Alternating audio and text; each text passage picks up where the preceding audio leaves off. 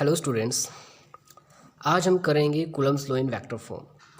Coulomb's law in vector form को करने के लिए हम 2 पॉइंट चार्जेस कंसीडर कर देते हैं। वो 2 पॉइंट चार्जेस सिमिलर चार्ज के होते हैं, सिमिलर चार्ज कैरी करते हैं और उन दोनों के बीच का जो डिस्टेंस होता है वो स्मॉल r होता है।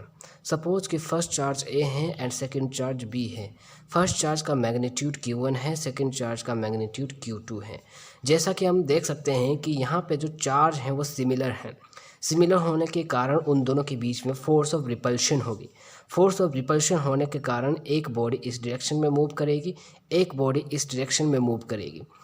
ये बी बॉडी ए बॉडी के ऊपर फोर्स लगाएगी, जिसके कारण कि ये ए बॉडी इस डायरेक्शन में मूव करेगी और एक फोर्स एक डायरेक्शनल क्वांटिटी है, इसलिए इसको शो किया गया है वेक्टर क्वांटिटी से। Also A body B body के ऊपर फोर्स लगाएगी, जिसके कारण कि बी बॉडी इस डायरेक्शन में मूव कराएगी।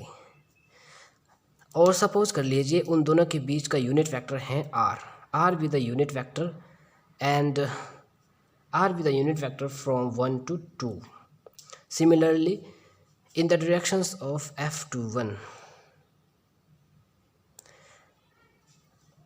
and r with the unit vector in the directions of 1 to 2, it will be also in the directions of this force, and similarly r to 1 with the unit vector in the directions of this force.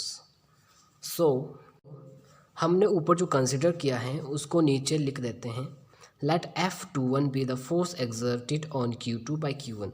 Similarly, F12 be the force exerted on Q1 by Q2. And R12 be the unit vector from Q1 to Q2.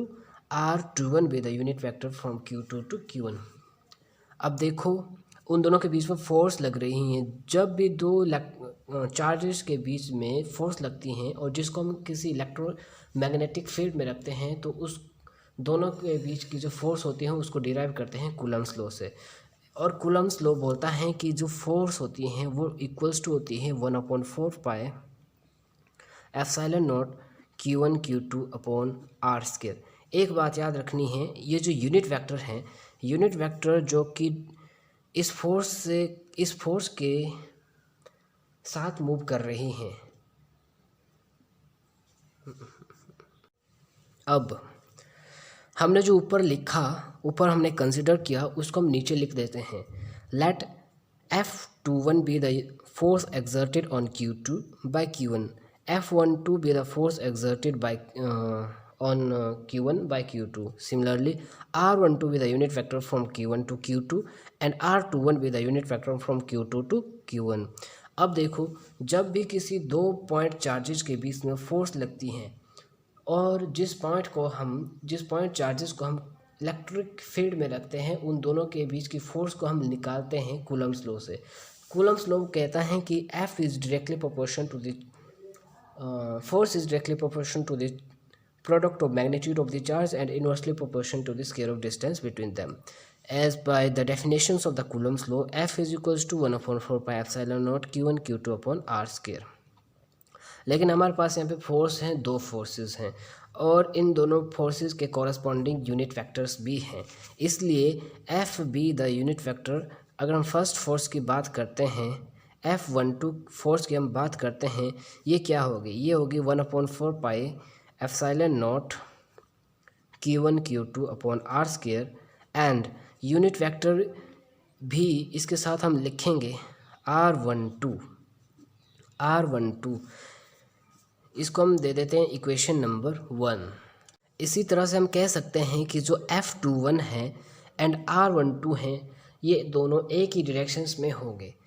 इसके लिए force होगी F21 equals to 1/4 pi epsilon naught Q1 Q2 upon r square into R12, where R12 and R21 be the unit vector।